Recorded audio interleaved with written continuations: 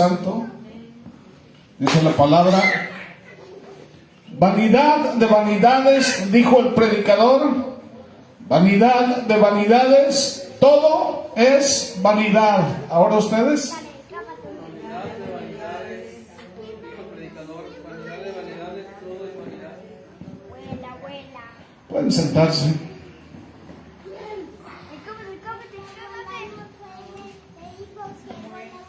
Hace unos días, ¿verdad?, estaba yo estudiando la palabra y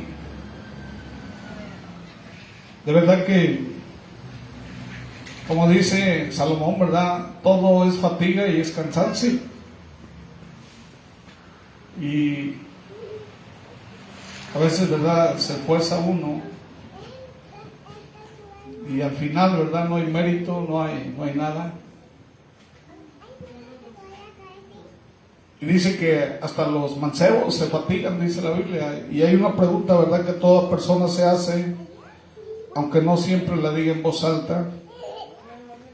A veces decimos, ¿verdad?, ¿para qué todo esto? ¿Para qué tanto esfuerzo, tanto correr, tantos logros y al final todo se termina? Y hermanos, Eclesiastés es un libro que enfrenta esa pregunta. Y Salomón explica, ¿verdad?, en esos 12 capítulos lo que es la vida y su afán. Y hermanos, y es una verdad lo que dice aquí Salomón, que sacude todo, ¿verdad?, lo que nosotros pensamos, nuestros conceptos, nuestra manera de vivir. Y hermanos, todo, dice aquí, es vanidad. No tiene sentido cuando la vida la vives sin Dios. Se vuelve, sin Dios todo se vuelve rutina, cansancio, palabras que suenan fuerte y que muestran, ¿verdad?, una realidad espiritual profunda. Sin Dios, ¿verdad?, las mejores cosas de aquí de la vida no tienen sentido, no satisface, el trabajo no llena, el conocimiento no transforma. Sin Dios todo es solamente una mera ilusión. Pero hermanos, esta verdad no se escribió para desanimarnos, se escribió para despertar el alma, para mostrarnos que la única fuente de sentido, de plenitud y propósito es Dios mismo. Todo esfuerzo humano sin Dios termina siendo vacío. ¿Qué dice Eclesiastés 1:3? Dice: ¿qué provecho, dice, recibe el hombre de todo el trabajo con que se afana bajo el sol? Hermanos, las metas no son malas. Tenemos que tener una misión y una visión. El trabajo sabemos que es importante. Dice la Biblia que el que no trabaja, que no coma. ¿Sí? El que pueda trabajar. Y hermanos, y la vida, a veces damos inclusive la milla extra, ¿verdad?, para los trabajos. ¿Cuántos dan la milla extra para los trabajos? Pero ¿cuántos dan la milla extra para Dios? Los logros sabemos que tienen valor, pero cuando todo eso se busca sin la presencia de Dios, hermanos, el alma sigue vacía y lo que parecía éxito termina sabiendo, ¿verdad?, a frustración. Salomón, hermanos, tenía todo lo que muchos anhelaban. Salomón dice que él conocía la sabiduría, que él tenía riquezas, que tenía poder, y él conocía del trabajo y de todo aquello, ¿verdad? Con lo que la gente se afana bajo el sol. Pero él llegó a una conclusión, hermanos, que atraviesa los siglos. Nada de eso puede llenar el espíritu humano. Sin Dios, el ciclo de la vida se repite, sin propósito. Se nace, se corre, se envejece, y dice que cuando el hilo de plata se rompe, dice que el cuerpo vuelve al polvo y el espíritu vuelve a Dios, y termina todo. Dice el Salmo 127:1, ¿qué dice ahí, hermanos? Si Jehová, dice, no edificare la casa, en vano trabajan los que la edifican. Yo siento que ahí es claro, ¿verdad? Este salmo. Esto, hermanos, no es religión, es verdad eterna. Si Dios no está en el centro de nuestra vida, todo esfuerzo termina en humo. El mundo cambia, pero el corazón vacío permanece igual. Dice Eclesiastés 1:4, dice: una generación va y otra generación viene, dice, mas la tierra permanece para siempre. Los avances tecnológicos, las modas, las ideas sociales cambian, pero hay algo que no cambia: el vacío que siente el corazón cuando se está lejos de nuestro Creador. ¿Por qué fuimos creados? ¿Por qué Dios nos hizo? Dice la Biblia que somos sus hijos. Entonces Dios nos hizo para estar con Él, ¿o no? Ese es el propósito, ese es el sentido. Y cuando el ser humano, hermanos, está sin Dios, se pierde el diseño, el plan, el propósito. Entonces nosotros fuimos hechos para estar con Él, para tener comunión con Él. Y sin Él nada tiene sentido duradero. Dice Romanos 1:21, dice: habiendo conocido a Dios, no le glorificaron como a Dios. Fíjense, hoy la humanidad está así. Dice que, sino que se envanecieron, dice, en sus razonamientos. Hoy la gente da muchas explicaciones acerca de la existencia de Dios. Y hermanos, hay muchos escépticos que no tienen a Dios en sus vidas. Y esa es la razón del problema humano. El alma, hermanos, puede llenarse de información, de viajes, de experiencias, pero si está desconectada del Señor, esa alma se va secando por dentro. Cuando el Señor habla, ¿verdad?, del valle de los huesos secos, de Ezequiel, esa visión de Ezequiel, a veces nuestra vida es así: huesos secos en el desierto, cuando la gente está sin Dios. Pero cuando Dios llega a esos huesos secos, todo cobra vida, todo cobra sentido, todo tiene dirección y todo tiene propósito. Y la gente se esmera, hermanos, en hacer cosas sin Dios. No buscan a Dios, no tienen en cuenta a Dios. Y, hermanos, y de esa manera perecen sin Dios. Entonces su vida, hermanos, no tiene sentido. Y nacieron, vivieron sin sentido. Era mejor, dice, que no hubieran nacido. Una persona, ¿verdad?, que vive, que nace, que vive y muere sin Dios, es mejor que no hubiera nacido. Porque la condición, hermanos, es verdaderamente lastimosa, ¿verdad? Y hermanos, y Dios, dice la Biblia que muchos son los llamados, pero pocos los escogidos, ¿o no?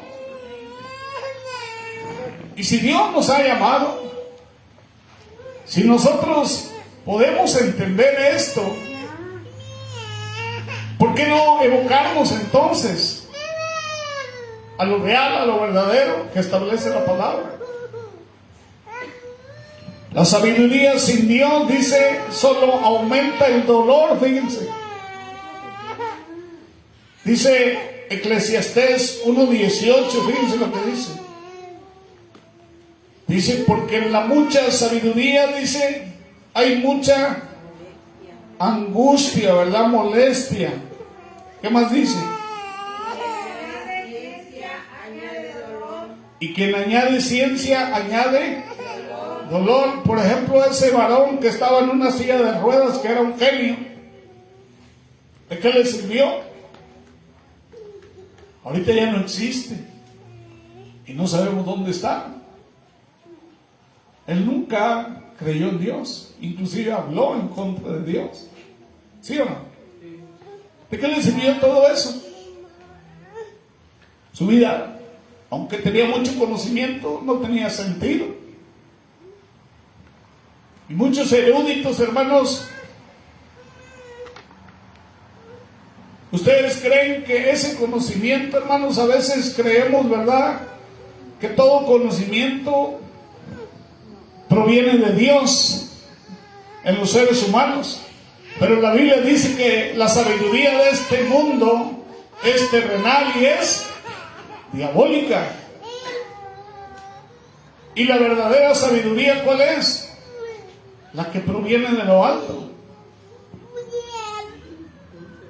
El conocimiento por sí solo no transforma. Saber mucho no garantiza una vida abundante. O este hombre se pudo levantar de ahí, de esa silla, con toda su sabiduría. No pudo. Pero hay gente que sí se ha levantado con el poder de Dios. ¿No? Hermanos, de hecho, una mente llena, pero un corazón vacío, es una combinación peligrosa. Porque entre más se comprende la fragilidad humana, más evidente se hace el dolor. Dios no está en contra de la sabiduría. De hecho, Proverbios 1:7 dice, ¿verdad?, que el principio de la sabiduría es el temor de Jehová. Y lo que Eclesiastés nos enseña es que la sabiduría sin temor de Dios se vuelve una carga, ¿no? Preguntas sin respuestas, dudas sin dirección, conclusiones sin consuelo. Pero cuando Dios está presente, hermanos, la sabiduría se convierte en guía. Dice que en herramienta se convierte para edificar, para amar mejor, para caminar, hermanos, con una vida con sentido. Y el predicador lo dijo, ¿verdad?, sin rodeo, dice, todo es vanidad. Y no lo dice para dejarte sin esperanza, sino para llevarte a una verdad más profunda. ¿Sí? Sin Dios todo es ilusión, pero con Dios todo tiene sentido y todo tiene un peso eterno. El término vanidad en este contexto, hermanos, no se refiere a una simple cuestión de apariencia, de egocentrismo, Se refiere, hermanos, a la idea de la fugacidad, la vacuidad de la vida, las cosas materiales. Y Salomón nos invita a considerar, hermanos, que la búsqueda de la satisfacción y la felicidad en los placeres mundanos y en la acumulación de riquezas es en última instancia vacía y sin sentido. Hermanos, sabemos, ¿verdad?, que la Biblia dice que hagamos tesoros allá en el cielo, donde la orina y el hollín no corrompen. Tú podrás ganar y tener mucho dinero aquí en la tierra, pero si no inviertes un solo peso en el reino de los cielos, dice que la orina y el hollín van a corromper todo lo que tú tienes, lo que has acumulado. Un peso en el cielo es eterno. Y a veces nosotros no nos preocupamos por eso, ni nos interesa. Y este verso nos confronta con la realidad de la vida terrenal, nos invita a reflexionar sobre nuestras prioridades, el propósito de nuestras acciones, nos anima a no confiar en las cosas materiales como fuente de significado y felicidad, sino a buscar una conexión más profunda con Dios y comenzar a vivir nuestra vida conforme a sus propósitos. ¿Cuántos dicen amén? Hoy más que nunca, hermanos, necesitamos volver al origen, volver a aquel que da sentido a lo que somos y a lo que hacemos. No basta con vivir, hay que vivir con dirección.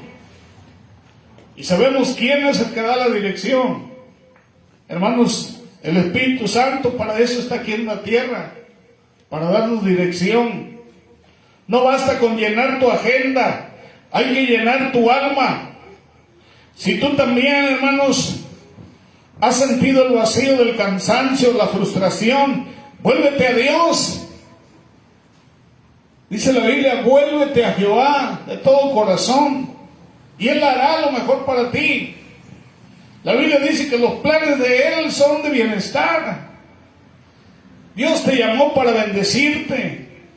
Rinde tus caminos, invítalo a edificar tu vida desde adentro. El problema está ahí adentro, en tu corazón. Porque con Él la ilusión se convierte en plenitud. Dice que en Dios hay plenitud de vida en todos los sentidos, internos y externos. Para los cristianos, hermanos, la vanidad representa un obstáculo en su camino hacia la fe en Jesús, un impedimento en su relación con Dios. Y la Biblia nos insta a poner nuestra confianza en Él, ya no buscar la gloria propia. Primera de Corintios 3:18, ¿qué dice?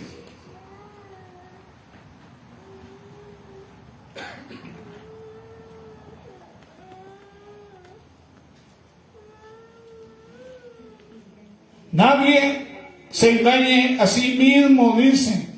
Si alguno de vosotros se cree sabio según este mundo, dice, hágase necio a fin de llegar a ser necio. Porque la sabiduría de este mundo, ¿cómo es? Es necedad ante Dios. Pues escrito está, Él es el que prende a los sabios, dice, en su propia astucia. La vanidad también puede referirse a la actitud de aquellos que buscan la riqueza material, aquellos que buscan el poder como su principal objetivo en la vida, en lugar de buscar la voluntad de Dios. En la sociedad actual, hermanos, el culto a la imagen y la autopromoción son cada vez más comunes. Las redes sociales, las tecnologías han permitido que las personas creen una imagen de sí mismas y muchas veces alejada de la realidad.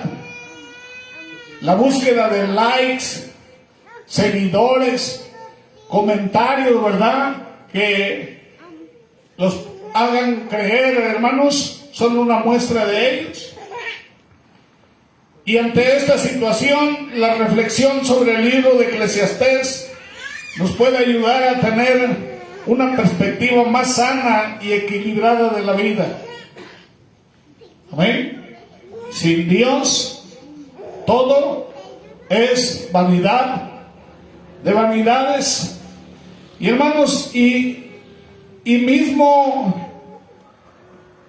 Salomón, hermanos, ahí en el capítulo 12, él lo dice, ¿verdad?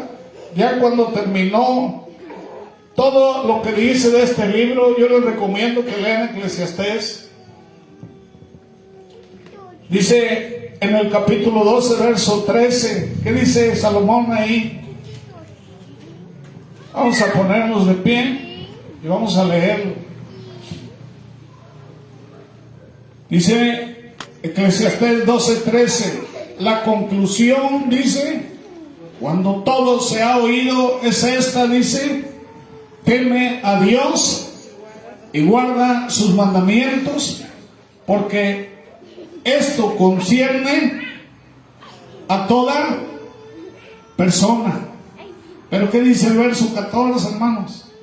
Porque Dios traerá toda obra a juicio juntamente con toda cosa incierta, Sea bueno o sea malo. Fíjense, la gente vive sin Dios, pero al final va a entregar cuentas.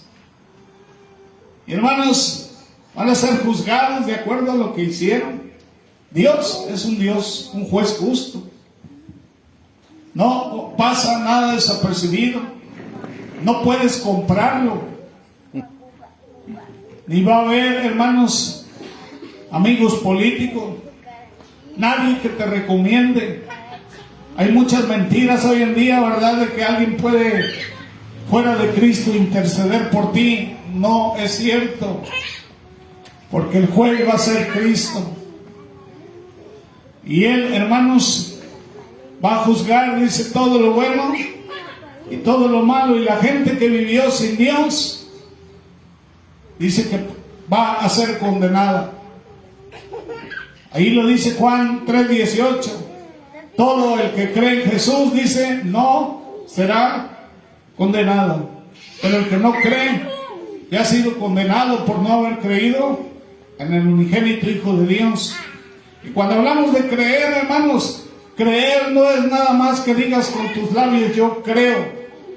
Creer es amar a Dios con todo tu corazón, con toda tu mente y con todas tus fuerzas. Creer, hermanos, es obedecer su palabra, es buscarlo, hermanos, en oración, en todos los lugares, ¿verdad? Y que todos tus caminos, decisiones y todo lo que tú hagas, lo hagas bajo la dirección de Él. Entonces tu vida tendrá sentido. Entonces podrás ver la eternidad y podrás, hermanos, dice la Biblia, hermanos, que lo que vas a recibir en lugar de una condenación, ¿para qué? Como aquellos que no le conocieron, lo que vas a recibir, dice la Biblia, es un galardón, una corona, ¿verdad? Porque la Biblia dice que Él honra, Dios honra a los que le honran, a los que le buscan, ¿verdad? Dice la Biblia, hermanos, que nuestra vida entonces va a ser plena cuando nosotros verdaderamente estamos caminando dentro de la perfecta voluntad y del propósito de Dios. Así que lo que tú hagas, si lo estás haciendo sin Dios, aquí está, ¿verdad?, lo que dice Eclesiastés en el capítulo 12, verso 14, ¿verdad? Dios va a traer toda obra a juicio, sea buena o sea mala. Tu vida, hermanos, va a comenzar a tener sentido. Comencemos, hermanos, con pequeñas metas, con pequeñas cosas, y esas pequeñas cosas se van a hacer grandes. Dice allá en Job capítulo 8, verso 5, ¿verdad? que si tú buscas a Dios desde temprano, si tu principio fue pequeño, dice que Dios lo va a hacer grande. El que dice que lo poco le sirve a Dios, dice que Él lo va a poner en lo mucho. Que Dios nos ha llamado para ser cabeza, para ser líderes. Hermanos, dice que Dios nos va a poner a juzgar naciones. Entonces, hermanos, las cosas de Dios en sus manos son grandes. Todo lo que está en las manos de Dios se hace grande. Así que comencemos a poner nuestra vida en Dios. No saques a Dios de tu vida, ni le niegues la adoración y la alabanza. Ten respeto a Dios, porque Dios, hermanos, se merece todo nuestro respeto. La vida sin Él es solamente vanidad de vanidades. Vamos a orar. Padre eterno, Dios maravilloso, Dios, a veces muchos no le encuentran sentido, Señor, estudiar tu palabra. Muchos no encuentran sentido el orar, el buscar tu rostro. Muchos no le encuentran sentido, Señor, estar en la congregación, escuchando tu palabra. ¿Por qué? Porque están envanecidos, materializados. Solamente para ellos tiene sentido todo lo de este mundo. Pero aquí la Biblia dice, Padre, que sin ti todo es vanidad de vanidades. No tiene sentido. Y que el principio de la sabiduría es el temor a ti. Y Dios, y el todo del hombre, dice Eclesiastés 12:13, que es conocerte y obedecer tu palabra. Eso es el todo del ser humano. Padre, que vivamos verdaderamente para lo que fuimos diseñados, en comunión contigo y en obediencia, Señor, hacia ti. Perdónanos, Dios, porque no hemos caminado, aunque decimos que te conocemos, verdaderamente no te conocemos. Hay cosas, Señor, que tú tienes para nosotros, Señor. La Biblia dice que lo que oído no oyó, ni lo que ojo vio, es lo que tienes para nosotros. Dices, bendito Dios, que cosas mayores nosotros haríamos, bendito Dios, porque tú estás en el trono. Padre, aún no hemos comprendido, Señor, nuestra vida. Andamos sin sentido. Pensamos de una manera diferente tu palabra. Señor, yo te ruego, Dios, que nos hagas recapacitar y que tu precioso y santo Espíritu, Señor, nos haga, Señor, reflexionar. Padre, yo te pongo en tus manos a la iglesia de San Juan. Bendice a todos y cada uno. Pero yo te ruego, Dios, que tú les hables personalmente a cada uno de ellos. Padre, que comiencen, Señor, a poner, Señor, en tus manos todos sus caminos, todos sus pensamientos, todas sus decisiones. Y sabemos, Dios, que todo, bendito Dios, lo que ponemos en tus preciosas manos, tú lo direccionas y lo haces grande, Señor. Y cuando nosotros tomamos decisiones, solamente cometemos errores. Perdónanos, Dios, por ignorarte y por no ser la iglesia que tú quieres que seamos. Padre, en tus manos, Dios, yo pongo todo. Bendice, Señor, a todos y cada uno. Te ruego, Dios, por Nati, Señor, y en su Sergio, Señor. Padre, bendice esa unión, esa obediencia. Yo te ruego, Dios, que tú seas en ese hogar. Te ruego, Dios, por la familia, Padre, de mi familiar, Señor, que hoy están de luto. Fortalécelos. Pero yo te ruego, Dios, que ellos puedan entender, Señor, que solamente la salvación viene a través de Jesús. Padre, bendice, te ruego, Dios, por la salud de mi nieto, Señor. Padre, sánalo, levántalo. Te ruego por mi esposa, dale las fuerzas. Y bendice, Señor, también a mi familia y a la familia de todos y cada uno, Padre, en el nombre de Cristo Jesús. Amén y amén. Que Dios los bendiga.